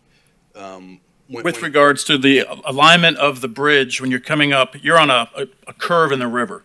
So the larger vessels, especially those being towed, have to be in alignment, usually perpendicular to the clear span opening of a bridge. So you're actually, where you come in, on your side is where their stern would swing over to actually get aligned properly. Inbound or outbound? I'm sorry, inbound or outbound? Outbound. Outbound, okay. So that you would be looking at the Tarpon River Club, which is east of us. We are not in that zone. You still have that where they make the turn is the property to the east of us and further where the castle property is. Castle property is. Okay. They're not making it in front of our home. Understood. It's still straight. Okay. Whatever vessel's there is straight. It's not, they're not turning yet. And Okay. the reason why I know this, every time they pass by and they slow down at that point where the castle is, because that's when they can see the bridge. Yep. And all of a sudden, everything goes to idle instead of, 8 knots. Sure. And that's what happens there. And again, I sit there every day. I see this traffic all the time. I see the Jungle Queen coming up all the time, getting passed by, someone being towed. They sit up going inbound, waiting for someone to come out of the Wiggles or Little Florida, up away from us on the other side. I have videos of them on my phone. I wish I could show them to you. And as well as when they do come up, where you're speaking of is way past our property, east of our property, and that's where that happens. So Okay. at no point they're coming around that bend, and they're staying straight until they get to the castle, and that's when they're turning. Okay. Okay, so I'm having a hard time understanding some of this information because we are at the widest point. I do have 100. Blessing and a curse, by the way. I'm sorry? It's a blessing and a curse. Yeah, exactly. That's what I mean. Exactly. Yeah. So I have 182 feet now between the across the way from the piling to my existing piling is 182 feet Okay. at the end of our property at 777, the most eastern property point. And I hear about navigation and narrowing the river and I'm trying to say to myself, and I have pictures as well. You have areas down the river going to LMC that are 58, 60 feet wide. Right. Those are areas that vessels aren't being passed, and I think that's the point that Norbert was making earlier. There are certain areas in the New River that we have to look at differently because those are areas that are inherently set up so that vessel traffic can pass. And they pass us with no problem, and there wouldn't be a problem as I see every day, Okay. and I will show you videos if I could off my phone. Okay. And I'm not here to, Yeah, absolutely. No, I appreciate that. I'm just stating the facts, Yep. and that I see every day. Okay, thank you, sir. And I have a hard time understanding that we are at the widest point. We are not. We're actually going to make it just 20 feet narrower, and we have, I think, probably to 30. We probably have another 20 feet to get to the 30%, and I'm having a hard time understanding what the logic is. Okay. And that's at the widest part. That's not even at 801. That's Yep. it's even further in, and the other property. So. Barry, you had a comment you've been patiently waiting on. Go ahead. Please use your microphone. Thank you. We can't ignore the fact that the Coast Guard has identified the river as a commercial river, period, more so than a pleasure river.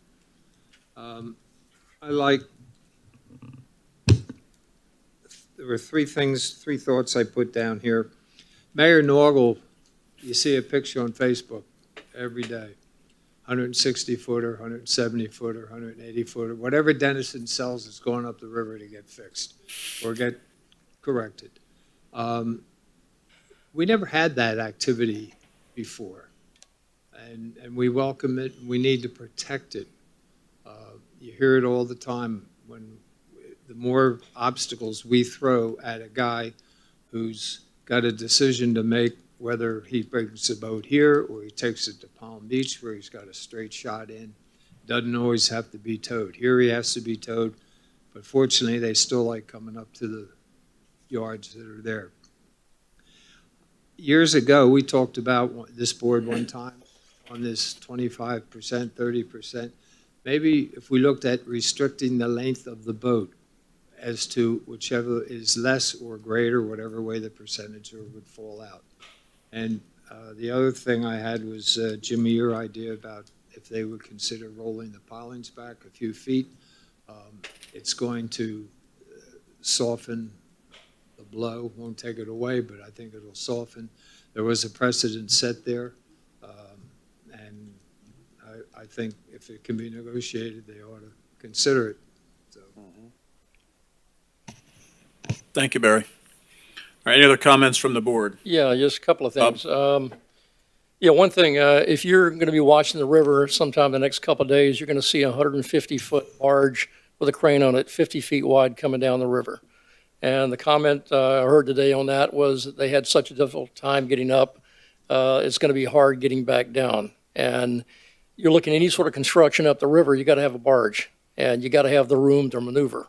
I definitely echo what Norbert has said about coming up and down the river on barges and running boats. You got to have places where you can pass. And west of 7th Avenue, that's the place where you pass or you hold up. Now, I've been a captain for over 40 years now.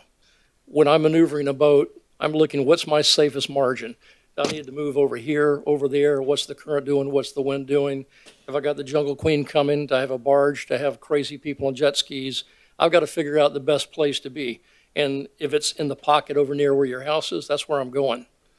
So it's not a straight, people don't go just in a straight line down the river. But for safety, you go where is the safest place. And if I got to go over near your property, I want to do it. If there's pilings there, that makes it even tighter. So I just want to give you a little insight. If you're a operator, those are some of the considerations when you're maneuvering a boat. The other thing is I could see where you've got some dings on the boat and some damage. I don't know how putting 2 more pilings further out is going to prevent that damage. What I do see, if you widen that slip out and tie it up better, you're going to have much better protection. Those pilings are so close together, I don't care how far you go out there, I don't think you're going to be getting that much more protection. So the reasoning is, right now, you have, the one piling is essentially midship. And as far as you know, there's no way to secure the bow. There's absolutely no way for that bow to go, left or right when you get hit by a big wave. And I can understand why Mr. Strobel did the same exact thing. He is a 48-footer, and he did the same exact thing because he can secure his boat off the bow. So when you pull up to a dock, as you know, and you have a 50-foot boat and you pull up to a 25-foot dock, it's very difficult to secure that vessel at wherever you are, a marina or what have you. This is kind of the same exact thing. It's very difficult to secure the vessel because the bow lines are going aft. That's essentially a spring line. It has to go forward to be able to secure the bow. That's my problem. Okay, do you have breast lines? I'm sorry? Breast lines that go, On laterally? the stern. But you're going back to a piling from the bow to midship. Well, why don't you go from midship straight over to the piling? Huh?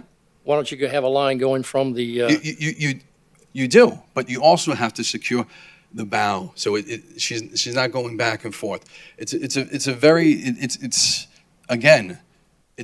difficult I need to secure my boat so they do not get further damaged, and this is what I'm here for. This is one of the main reasons I'm here for. We're improving our property by doing seawalls, and now we're going in and I'm doing a project one time. You know how that is. I don't want to piecemeal it. We're here to have my house. I'm going to be here for a very long time, hopefully, and my children are here with their families and stuff like that.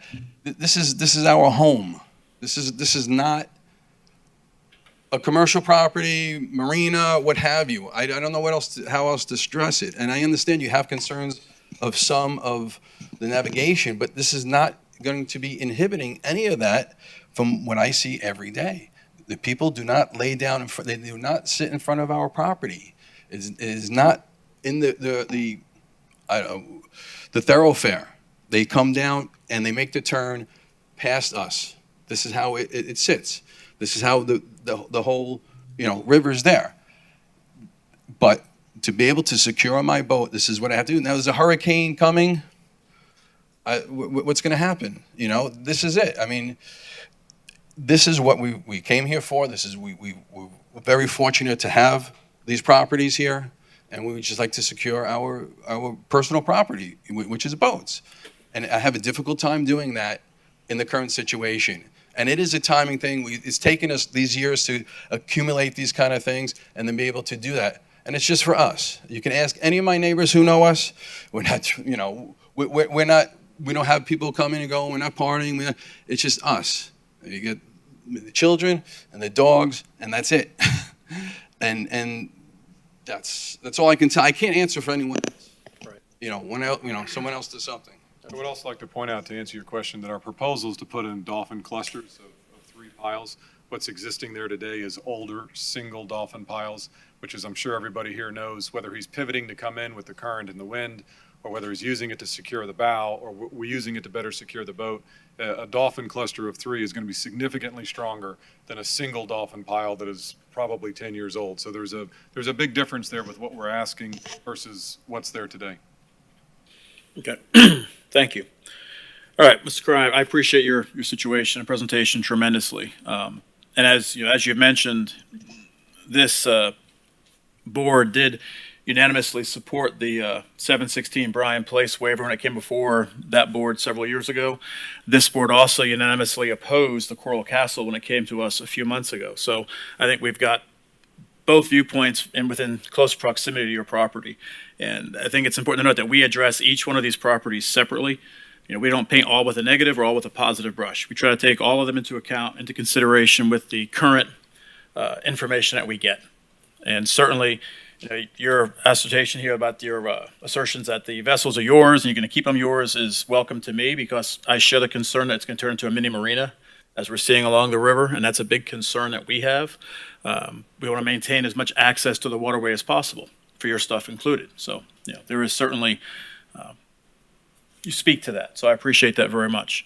We've had a lot of discussion on this. It's now 7:30. I'd like to make one more round of query for comment from the board before we open up to the public. So any additional comments from the board? Robin, Kitty, Norbert, Bob, Barry, Jimmy? No, Steve, okay. All right, anybody from the public to speak for or against this, this proposal? Okay. Seeing no one from the public then, I'd like to bring it back to the board, and you're going to go ahead and request a vote tonight, correct? Yes, I believe so, yes. Okay, excellent, great. Okay, any other comments before we call for a motion? Anyone? Okay. All right, I'd like a motion on this item. Do I have a motion to approve from anyone?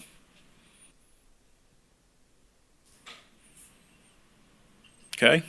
There is no motion to approve or deny. Okay. So it's, You requested a motion to approve. do I have a motion to deny? I would make a motion to deny. Okay, we have a motion to deny. Do we have a second on that? I'll second that motion. Okay, Jimmy Harrison seconded the motion to not accept this item as proposed. Any discussion on not accepting this item before we vote on that? Okay, so to clarify, the motion is to not approve this item as it's presented tonight. Calling for the vote, I'd like to do a roll call vote, Carla. So yes is a no. Yes, it's a little confusing, so I want to make sure everyone is sure that they're voting yes to a no, I guess, or no to a yes. Mr. Witten? I'm opposed to it. Witten? Oh, sorry. This Whitten. What did you That's my brother. say? I'm sorry, I didn't hear. I'm opposed, yes.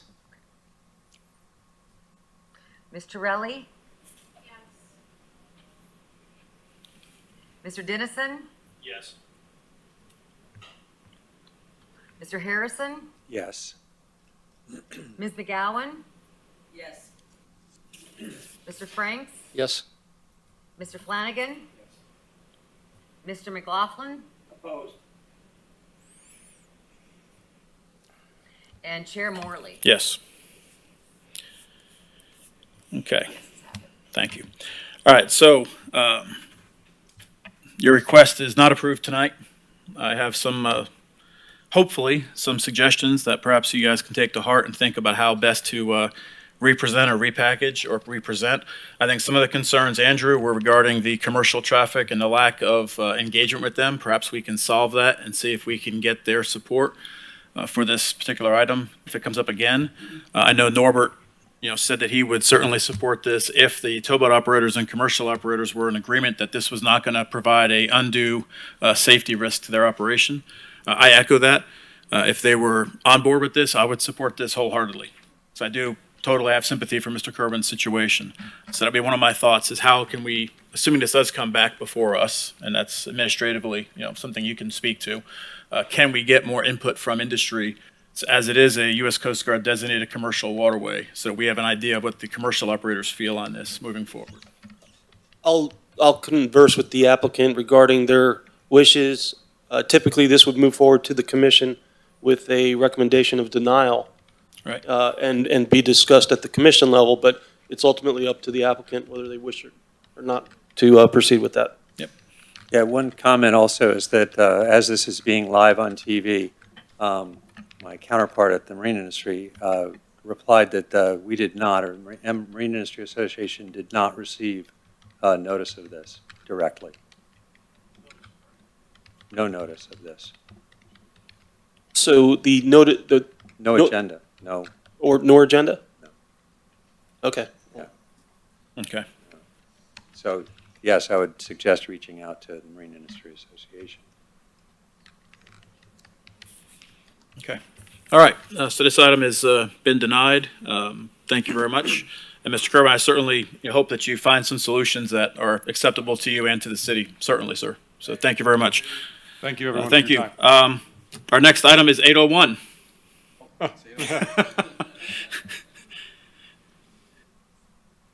So I think suffice it to say, it's the same, the same exact presentation, logic, and situation. The two properties are aligned, they're next to each other. So I think everything we discussed tonight probably applies, with the exception that 801 is further west. It is wider there. I don't know that it's going to change your positions. Not that I should speak for you, but I guess our position and our presentation would be the same for both properties. I have one question as relates to 801. That's a little different from the other one. Looking at 777, 801, and 811, which are all your properties, correct? Okay, just making sure I'm still clear on that. Do you have a slide or a measurement that would show what the setback is from the piece of land to the west of you, that peninsula? It sticks out further into the New River than you do. Do you have that information just for review on a survey or anything? Yeah. That peninsula that comes out with the. Yeah, how much further inset you are than a peninsula to your west was my only question on that property. Because you are a little further west on 801. Into the south. To the south, I'm sorry, yeah, to the south, South. yeah. How far out there? Let me just- The survey that's on the screen now, which doesn't go all the way to that property that's there, but it does give some context to the difference in the width as it goes westward. So with respect to 777, it goes from 259 feet to 296 feet just over that property, and then it gets significantly wider from there. So, if you're 296 feet at the start of the 801 property, I think your question may have been on the empty lot. I think we could, As I look for a Google Earth Right. measurement from the outer end of that, so if I'm coming from off of the top here, I think he's asking for the width oh, from there to oh, okay, straight across. oh, straight from that corner to here, it's 310 feet. Okay, all right, Yeah, 310 feet. 310 feet. okay. 310 feet. And the point of between the peninsula and across the river is 160 feet. Okay, thank you. I just wanted that clarification on the record. 160 feet comes across 310. Okay, copy. Thank you very much, sir. Appreciate that. All right, any questions from the board on 801, as it is substantially the same presentation as you mentioned? Any differences, any comments, any concerns that are unique to this one? No, but I'd have the same comment that I'm not opposed to you having your boats there, doing it. It's just the degree, the amount of distance is the opposition. And again, the possibility of being able to put very large boats in that spot. Because you may not own this forever. So I mean, that's it. yeah. So I would welcome you to come back, just with. Right, that's all. that's a concern that I wouldn't be able to answer or Understood. be held, I can't tell the future. I don't have and again, like anyone else can do the same thing or not, I have no idea. So it's subjective, to your point. I can only tell you what I have and I've had there for 10 years and will continue to have. That's all I can tell you. That's all, so I'm not, yeah. Okay. Any other questions from the board? Ted, I had the last time when this came before the board, and I didn't see it this time, stuff over there, and there was opposition to boats coming out of the Tarpon River mouth because the pile, the one that you were talking about, 801, is close to the corner, so if they put the islands out there, that people either on a board, or a water board, or a boat coming out, they would have to go out further into the river in order to make the turn to go eastbound. That's the only thing that I remember that I seen that they had an objection at that time. This time, just to clarify it, there wasn't any, that objection was not here this time. I believe the Jonathan's email that came out to us right before 4 o'clock, and correct me if I'm wrong, Andrew, I think that spoke to, that person actually was concerned about that as well. I'm looking through here real quickly. They speak to the boats on Tarpon being small boats, like you just mentioned. So actually, we have that objection on this for 801 specifically addressed as well. And flow of water, north or south, depending on the tides, very strong, major boat traffic, etc. So that actually was brought up again on this application. And 801 is not in question tonight, the empty lot. It's 100 and, what'd you say, 30 feet 130 feet? And from the corner of the. Yeah. And actually, there was a waiver granted for that property, I guess is what Norbert's referring to, but that's not in question tonight. We're not asking to do anything on that property, so shouldn't be any impact. Well, your request is 801 Southwest 6th Street, correct? Correct. Yeah, that's what we're speaking about is 801, not 811, 801. Okay, so you. Yeah. Yeah, the letter that we have here from Jonathan that was forwarded is regarding 777 and 801, makes no mention of 811. Okay. It only mentions the two that are actually being addressed. And the concern was what? The concern was that there are small vessels, and Andrew, perhaps you can provide or show them, rather than me reading the rather verbose email.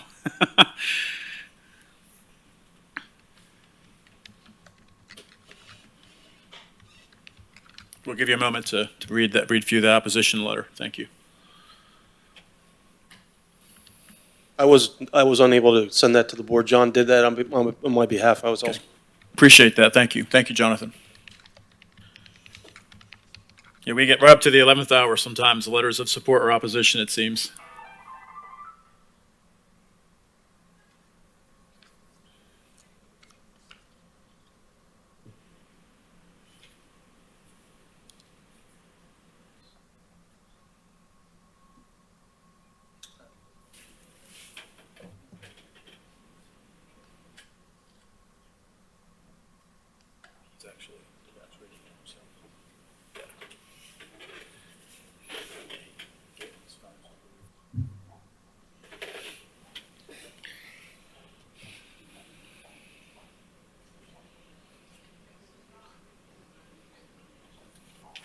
Thank you for sharing that. Thank you. It appears to be a concern of coming out of that Tarpon River entrance there. He owns the property on the corner, and he owns the property inside of that, just to the south, which we just put a new dock in recently. But we're not, that's, as we stated earlier, that's 130 feet away. Everybody's entitled to their opinions. Yes, sir. Simply just not an issue for that. Okay. All right. Any other comments from the board? I've driven a 90-foot barge down that thing with the way it is and in the currents and the wind and all the stuff that's been spoken tonight and was able to do it. So an 8-foot wide center console would be just fine. Great. Appreciate that. Thank you. All right. Any other questions? All right. Then I'd like to request for this item a motion to approve the waiver request for 801 Southwest 6th Street. I will actually make the motion to approve. Do I have a second? I'll second. Okay. Robin seconds. We have a motion. Any discussion on the motion to approve this waiver request? Hearing no discussion, we'll do a roll call vote on the motion to approve 801 Southwest 6th Street. Mr. Witten, I'm opposed. Ms. Torelli, Yes. Mr. Dennison. Opposed. Mr. Harrison. No. Ms. McGowan. She Stepped out. Mr. Franks. Opposed? Mr. Flanagan left. Okay. So there. Do we- Mr. McLaughlin. And Chair Morley? I will oppose as well, I guess. 6. 6 noes. Okay, all right. That fails to advance also. Okay. Well, as Andrew said, the next step is a city commission, and he can take into consideration. Thank you. I'll work with the applicant and see what they want Okay, to do. great. Thank you very much, gentlemen. Thank you for your time, guys. Sorry it took so long. Nope, it's, all right.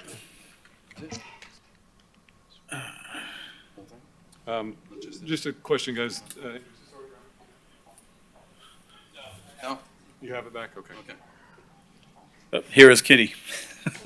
That's okay.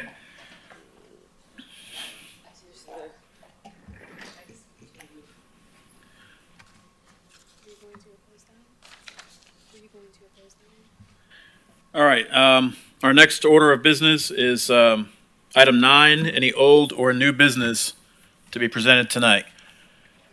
Do we have any old or new business from the board? Yeah, I've got one item. Bob, Yeah, go ahead. Just, a quick comment about commercial boats. Remember, last month, we had Peterson Fuel here commenting that he was having a hard time finding a place to dock. It seems like commercial boats are finding dockages getting tighter and tighter. Some of you may be aware that in the past month, Bahia Mar has asked all the charter boats to go from the south side to the north side of the marina. So what used to be Sport Fishing Boat Row, they're all on the north side now. I think the hotel is going to be doing some construction, condos or something. The Jungle Queen is still on the south side, but at what point they're going to get asked to move, I don't know. Jungle Queen has had an operation for 87 years now. The charter boats on the north side now are concerned about how long they're going to be at Bahia Mar. They don't know, who knows. But the point is it seems like the hotels, the folks that are building the big buildings are kind of taking over, and it's getting tighter and tighter for the commercial guys. A lot of them, I think, have not really been involved in either purchasing their own property or getting involved in the marine industry. But just want to put it on the radar. Things are changing, and whatever we can do to help the commercial guys and put a spotlight on those guys would be helpful. Yeah. I think a lot of the concerns that this board had regarding some of those projects are proving out to be correct, unfortunately. Okay. Thank you. Any other comments or concerns for the evening? Norbert? I don't know whether or not that, going on with what Franks and stuff said, but a lot of people don't realize since the city commission gave a 100-year lease to Bahia Mar, not only can they sell condominiums there, but they can also sell the boat slips. The boat slips now are open for sale, so if somebody's selling a condominium, they can now sell a slip. And what Mr. Frank said, you talk about commercial business and stuff, I said it's drying up. Another thing I don't think that a lot of people realize, that the river itself, the new river itself, has gotten narrower over the last 10 years. And how it's gotten narrower, that it used to be a 53-foot Hatteras with a 12-foot beam, took up X amount of river space. We now have 65 and better boats that are in there that have 15 and 16-foot beams. So if you have those on both sides of the river, you just lost 6 feet of that river. And the reason I know that is I have a picture that I was going to bring in here. When I was taking a barge load of pipes up to Palm Beach, I had to go down through the Wiggles. And I was looking, and I thought, looking at that picture, if we were able to take the boats that are now parallel to shore and turn them that they were perpendicular, I couldn't even get a small boat along with my barge even out through the Wiggles, where I have to move through the Wiggles. And even so, we did some work on Riviera Isles. Riviera Isles, the boats that are out, they're so close, if not over, the 30% rule that it's unreal.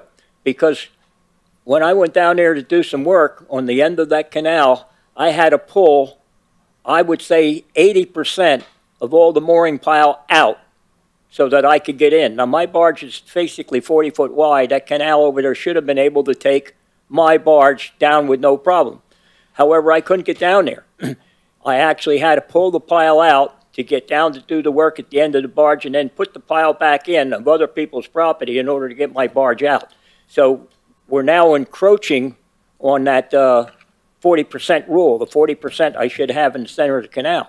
Yeah. So I would venture to say that if we went back and we started taking measurements and stuff, we're going to find out that there's a lot of pile that have been put in illegally that are making the river itself, not only the river, but all these little tributaries and everything else a lot narrower. And what Mr. Frank said, the commercial industry, you either had to get smaller barges, and like I've been advocating all the time, you get a smaller barge, the price goes up sky high, because now I got to make several trips to get merchandise and stuff to do the work on a pile, on a seawall, because I have to make several trips. I have no place to load and unload in the city of Fort Lauderdale. I said I just wanted to bring that up to the people, that the river itself and other areas and stuff are getting narrower, and it's making harder for the commercial people to do any kind of work. Well, you know, that's. Thank you. Well, I was going to say that I kind of felt bad for Mr. Kerwin because we gave him a fairly difficult time, but it's not because his request was so unique. It's really because if I look at my notes, one of the things that's happened recently is we've been really made aware of the economic impact to the river that the boating brings. And, you know, now we're obviously we're aware that Bob Dennis is responsible for all of it. But the fact is that you can't get this stuff up. It was patients who explained what the value of these boats are to this town. So I think what's happened here in a short period of time is we're seeing the health of the new river all of a sudden at an inflection point for a variety of reasons. So if it seems that we're coming down really hard on an applicant, it's because we are indeed concerned that these commercial guys can get up there. That's really what it's come down to. Yeah. So I want to speak to that a little bit. And I want to thank the committee for tonight. Tonight's a marathon meeting. I certainly did not expect us to be here till almost 8 o'clock. But, you know, what a few years ago was a relatively easy discussion, as we've seen tonight, shows that things change. The river is getting smaller. Norbert, you're quite right about that. We're seeing larger and larger vessels. We're seeing more and more requests. And that's why we as a board have to take each individual request as it stands in this snapshot of time. We can't apply the same logic that was applied 3 years ago or 5 years ago or 10 years ago, nor can we look forward 5 or 6 or 10, you know, with a crystal ball. We have to really look at each application as it comes in and stands on its own merits. Can appreciate, you know, the applicant tonight. Certainly had some concerns that I agreed with. Certainly had some issues that I was opposed to. I think everyone on the board felt that way. It's a tough job we do. You know, we are considered to be somewhat of experts in our fields. I think some of you guys are certainly, you know, irrefutably much more qualified than I am on the subjects of moving yachts up and down the New River. And the New River is an area of concern. As Barry mentioned, it's a Coast Guard designated commercial waterway. We're seeing our commercial industry and our recreational industry clashing on the New River now because of the size of the recreational boats getting larger, because of the homes wanting to do more and more things. It's getting tougher and tougher to look at the waivers and permit requests. So thank you all for your service tonight. I appreciate that. Excuse And, me, Ted, can I thank just you. add one last comment Please, before Katie. we close this Yeah. this conversation, is that where we often run into challenges that we'll, as a board here, will come to a consensus based on safety issues and based on extensive years of knowledge, and we've had a conversation about making sure that we have that same voice showing up at commission. Because unfortunately, the commission doesn't, even though they're getting our feedback from our meeting here, they will have their own presentation and their own support there. So I just want to reinstitute that concept, that it's very important that while we do our work here, which is great and much appreciated, that we take this same message to the city commission, because they often think that we rubber stamp stuff or that we aren't necessarily paying attention. And I know that you were implementing that kind of rotational schedule to make sure that our voice from this meeting was heard at city. So. Yeah, basically, and I was going to ask tonight, and Andrew, if the applicant that was approved and the applicant that was denied, when they go to the city commission for a vote, if you could let us know, we'll work to get, you know, one of us there so we can answer it, depending on our travel schedules. Being the summer, I understand things are difficult, but Yes, we have a couple on August 16th, but they're simply dock permits. okay. I'm not sure if anybody wants to be there besides me. It's a dock permit. Okay, Consent agenda. And then beyond that, I'm not sure what this applicant tonight wants to do. okay, But if they wish, I'll put them on the September 1st commission agenda. okay. That'd be great, because this way, if the commissioners have any questions beyond the minutes of the MAB meeting, one of us can be there to actually address those and give a little more information as to why the vote went the way it went for those applicants tonight. What meeting is that, Andrew? There's a commission meeting on August 16th where I have a couple of permits, I think 3 dock permits along Cordova Road on the consent agenda. Right. And then beyond that, on the September 1st meeting, the couple of September 1st. Is it September 1st? Let me think. Yeah, September 1st is September 1st is our meeting. September 1st is our meeting. September 7th. 7th. I'm pretty sure it's September 7th, the Tuesday thereafter. 6th. The 6th. September 6th would be the 3 dock permits that were, I should say, the 2 dock permits that were recommended for approval tonight, along with the 2 waivers that were denied if the applicant wishes to pursue that beyond tonight's meeting. Okay. And just so I'm clear on it, if he chooses to not pursue it to city commission but wants to have another plan presented here, what's his pathway forward for that? So during the meeting, I mentioned to the representative that we have another meeting on September 1st. If you'd like to withdraw at this point, you're more than welcome to come back then. And they chose not to at that point. So But they could always come back. If they don't go to the commission, they can come back they to can us come again. back to us again with a different plan. Right. And I'll be sure to notify all the. Yeah, I think there were several members that had some support if things were changed. You know, things were widened, things were brought in, and I think they might have some success there. A compromise, if you will, might be reached. Okay, thank you for that. Thank you for that. All right. Any other old or new business? Kitty, I see you leaning in. Sorry, one last question. Any updates on the Salt Sevens issue? Andrew? Jonathan? The last we heard, and I'm not sure where we heard this, but there would be no docks, there would be no boats docked at that site. Because I never heard back. I wrote a letter to Army Corps and I contacted them. I've never heard back from them. I was at Salt 7 last week and there's not a sign, there's not anything there. There was nothing. So I was just curious. Yeah, at that commission meeting, which you may have. I wasn't at that one, but I was watching. Some of you all were at that commission meeting. We had like 7 of us. Watching it on TV, but I play one on TV. Yeah, the city manager said that there would be no boats docked at that site, but instead adjacent sites. Yeah, so what does that mean? We're a potential option. They're looking for alternatives. What he actually said is they were in negotiation, that they, with them. The city manager, when he got up, I was at the meeting, and he actually said that when that was brought up, that they kind of almost like tabled it. They said that they were basically negotiating or talking about what they were talking about. They didn't make a decision one way or another. And we have not been told to do anything with our customers at this point.